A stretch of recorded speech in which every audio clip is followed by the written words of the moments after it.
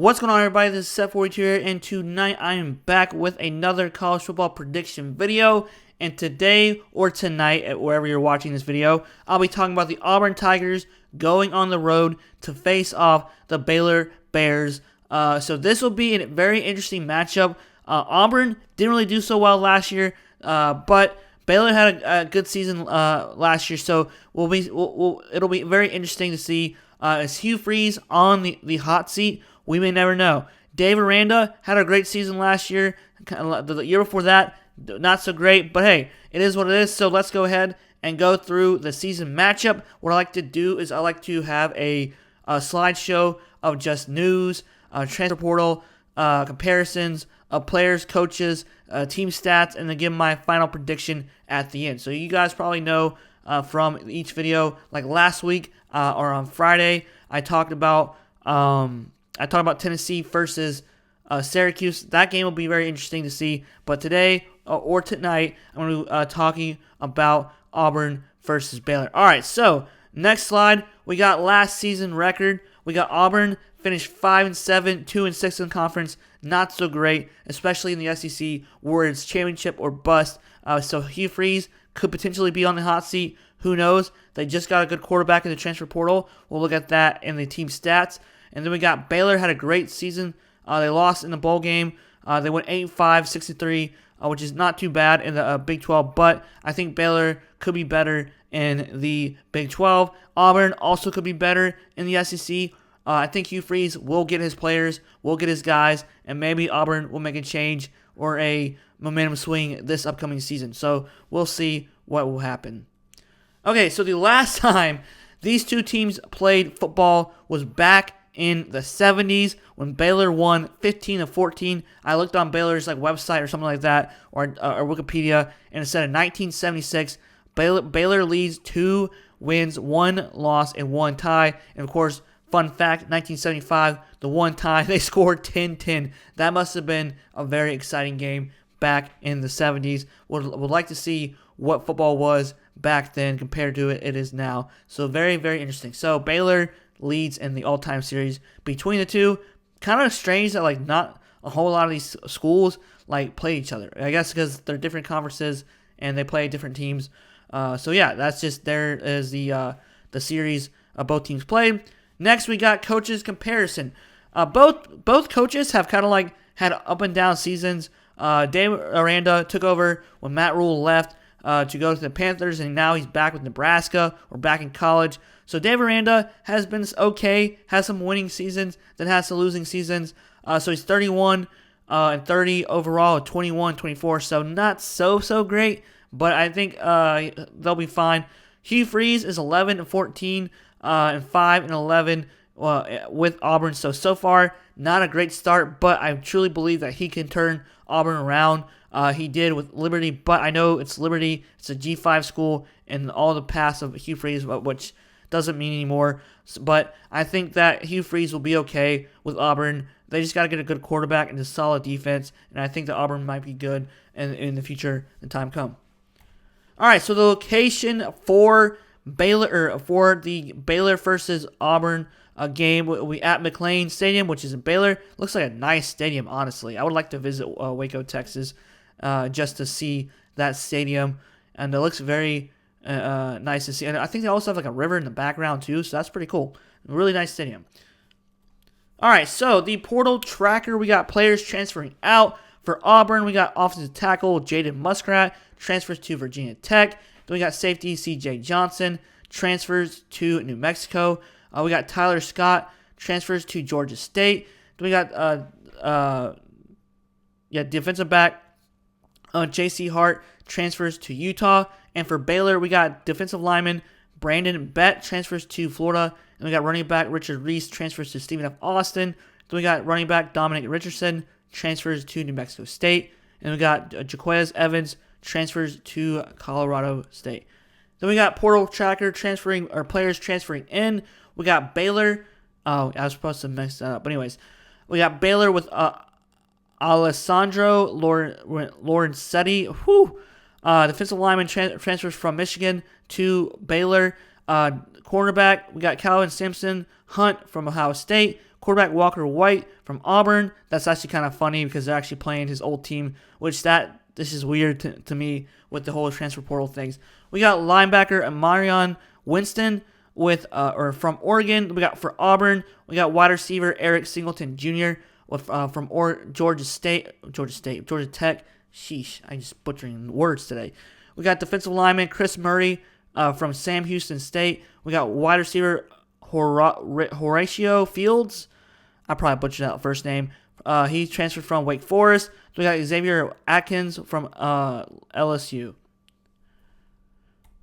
All right, so the top offensive players, and of course, I like to do the top defensive players, like for offense, the quarterback, the running back, the wide receiver, and of course for defense, defensive lineman, linebacker, and defensive back, just to make it like kind of similar to the offensive side. So we got Jackson Arnold, who transferred from Oklahoma, and he looks to be the guy to start for Hugh Freeze, and I think that Auburn may have a good season this year with Jackson Arnold. I think he was underused, and I guess his experience, because he was a freshman, didn't really go so well with Oklahoma. Oklahoma tried to find their guys and just the system where quarterbacks fit, and of course the transfer portal, you can just leave whenever you want to. So that's one thing I don't really like about the transfer portal. But anyways, let's just go ahead and talk about the stats. He went 154 completions to 246 attempts with a 62.6% completion percentage. Then he went 1,421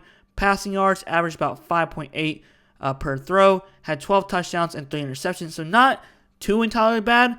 So I guess that he struggled some games, and then I guess he wasn't all the hype that Oklahoma thought he was. So I guess they benched him. I didn't really watch too much Oklahoma except for like the Alabama game last year. So there's that for his stats. We got running back Damari Alston with 52 carries, 276 rushing yards, 5.3 yards average with 3 touchdowns. We got wide receiver Cam Coleman with 37 receptions, 598 receiving yards, averaged about 16.2 per catch, and he had 8 touchdowns as well.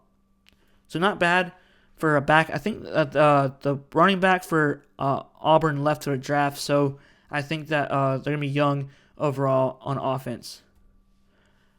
All right, so Baylor, they actually had a lot of guys returning from last year, especially the 3 starters, which is Robert 10. Did I say it right? I think I spelled his name wrong. But he had 229 completions to 368 attempts with a 62.2 completion percentage, averaged about 8.3 per throw, and he had 3,071 passing yards, 28 touchdowns, and 8 interceptions. Really, really solid last year, just going 8-5, especially in the Big 12. We got running back Bryson Washington, who's a stud. He had 175 carries, had 1,028 rushing yards, averaged about 5.9 per carry, had 12 touchdowns. So Baylor looked like they like to run the ball a lot last year. And of course, they have wide receiver Josh Cameron, have 52 receptions, 754 receiving yards, averaged about 14.5 per catch, and had 10 touchdowns. So I think on offense, Baylor will be fine, but their only downside is the defense, because Big 12, they like to pass the ball. But top 3 players for Auburn, we got Keldrick Falk. He had 45 total tackles, 30 solo, 7 sacks, 1 forced fumble, 1 fumble recovery, and 1 pass deflection. He basically did it all for Auburn. Then we got linebacker DeMarcus Riddick with 27 total tackles, 17 solo, 3 sacks, and 1 pass deflection. Then we got defensive back Caleb Harris with 44 tackles, 29 solo, 1 forced fumble, and 3 pass deflections right there. And then lastly, for the top 3 defensive players, for Baylor, we got Jackie Marshall, had 40 total tackles, 24 solo, 3 sacks, and 1 forced fumble. Then we got linebacker Keaton Thomas, who basically did it all in the linebacking core with 106 total tackles, 62 solo. Dang, that's a lot. 2.5 sacks and 1 interception. Then we got defensive back Devin Bobby with 76 tackles, 51 solo. Wow, that's pretty good for a defensive back. 2 fumble recoveries, 3 interceptions, and 2 pass deflections. So he basically did a lot in the secondary last year.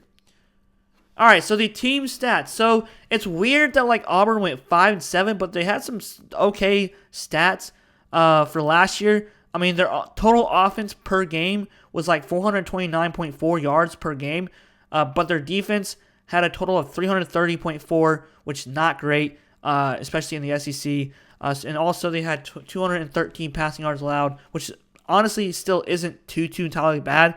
They had an okay rushing defense, which is they only allowed 117 rushing yards per game. So passing yards, they were ranked 28th in the nation with 263.9. Rushing yards, they were ranked 62 in the nation on offense, which is 165.5. Points for on offense. This is probably what killed them, which they tied 74th in the nation with 27.6. And of course, their defense wasn't so great last year. They were ranked 28th in the nation, so I guess that's really good. They only allowed 21.3 points per game, so I guess the teams just outscored them. So, like I said, I didn't really watch a whole lot of Auburn last year or Baylor.